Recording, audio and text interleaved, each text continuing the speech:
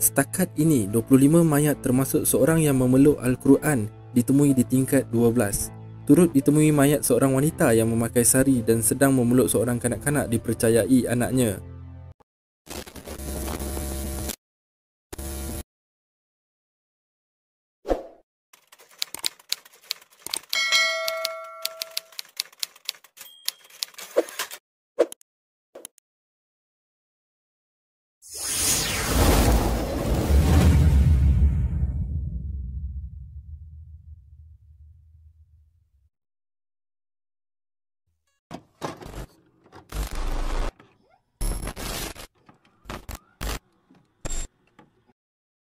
Highland Tower sememangnya satu nama yang tidak asing lagi bagi penduduk di Malaysia. Tanggal 11 Disember 1993, bangunan 12 tingkat yang gah berdiri di lereng bukit dan dikelilingi kehijauan hutan akhirnya runtuh menyembah bumi dalam masa tidak sampai 5 minit. Insiden berkenaan memakan 48 nyawa penghuni Blok 1 kondominium berkenaan yang terletak di Taman Hillview, Hulu Klang, termasuklah anak lelaki tunggal bekas Timbalan Perdana Menteri Malaysia, Tun Musa Hitam, iaitu Carlos Rashid, dan isterinya Rosita Dato' Abu Bakar. Pada masa yang sama, hanya 2 mangsa sahaja yang terselamat daripada runtuhan yang menjadi sejarah hitam kepada rakyat negara ini. Jumlah sebenar penghuni yang berada di blok berkenaan tidak dapat dikenal pasti, sekaligus menguatkan kemungkinan bahawa ada mayat yang terkubur di tapak Highland Tower kerana tidak berjaya ditemui lebih 2 dekad lalu. Saban tahun, musim tengkujuh di Malaysia iaitu pada bulan November dan Disember membawa hujan yang begitu lebat sehingga boleh menyebabkan banjir kilat dan tanah runtuh. Bangunan Highland Tower dipercayai tumbang akibat gelongsoran tanah selepas hujan lebat turun tanpa henti selama 10 hari berturut-turut.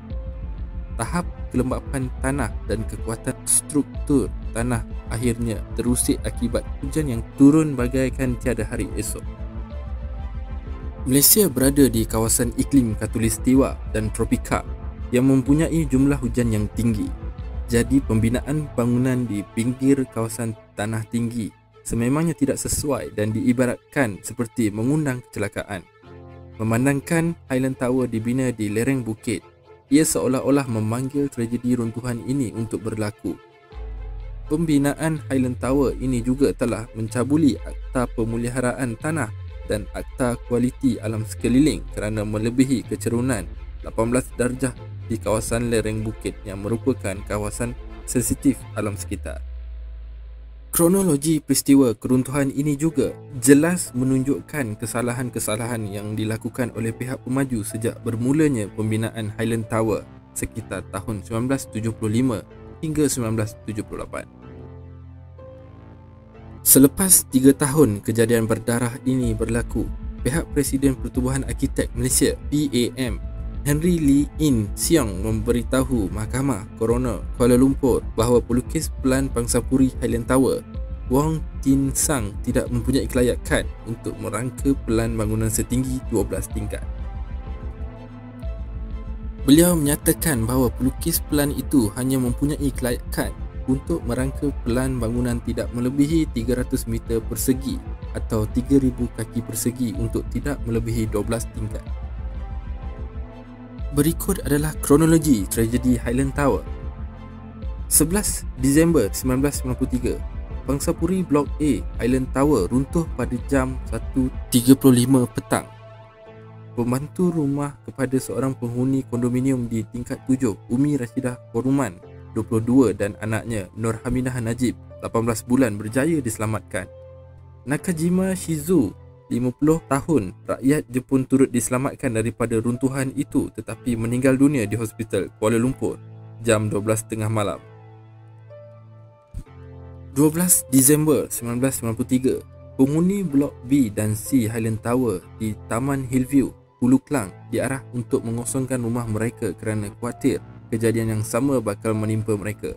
Pasukan mencari dan menyelamat dari Britain dan Amerika Syarikat tiba untuk membantu.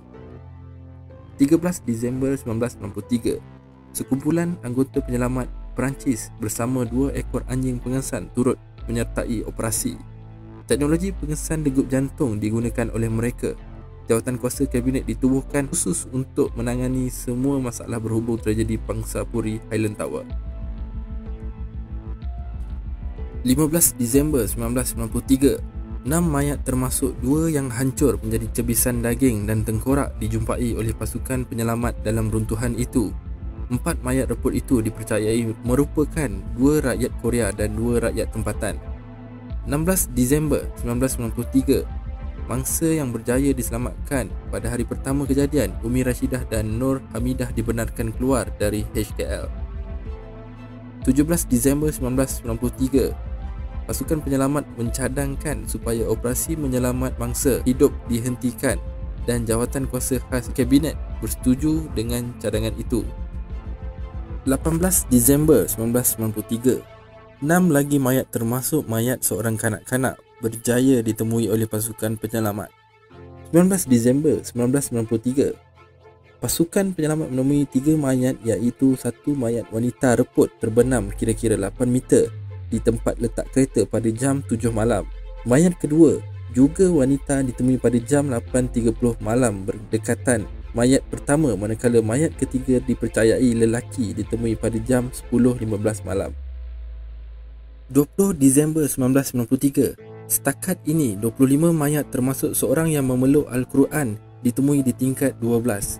Turut ditemui mayat seorang wanita yang memakai sari dan sedang memeluk seorang kanak-kanak dipercayai anaknya. 21 Disember 1993, operasi mencari dan menyelamatkan diteruskan dan polis mengesahkan 48 mayat ditemui daripada runtuhan Highland Tower. Daripada jumlah itu, 37 mayat ditemui sempurna, 9 bahagian badan dan 10 cebisan anggota badan iaitu tangan, kaki, kepala serta paha. 22 Disember 1993, operasi mencari dan menyelamat dihentikan. Apa ada di sana setelah lebih 2 dekad berlalu? Sejak hari berdarah itu, pelbagai kisah dan misteri yang tidak terungkai sehingga hari ini terkubur di Highland Tower. Pemburu hantu juga tidak melepaskan peluang untuk merungkaikan segala misteri apabila pelbagai versi cerita hantu disampaikan dari mulut ke mulut dan ditokok tambah oleh masyarakat kita. Sesungguhnya, peristiwa runtuhnya Highland Tower merupakan sejarah paling menggerunkan dunia geoteknik, arkitek dan kejuruteraan di Malaysia kerana ia mencatatkan angka kematian paling ramai. Apa-apa pun, semoga kita semua dapat mengambil iktibar daripada tragedi ini.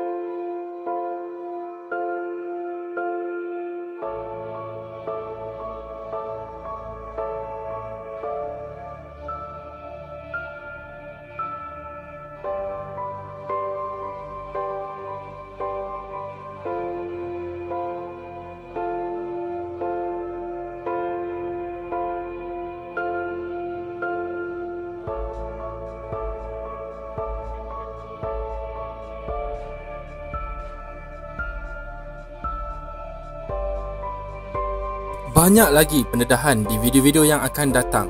Nantikan dan jangan lupa subscribe. Terima kasih.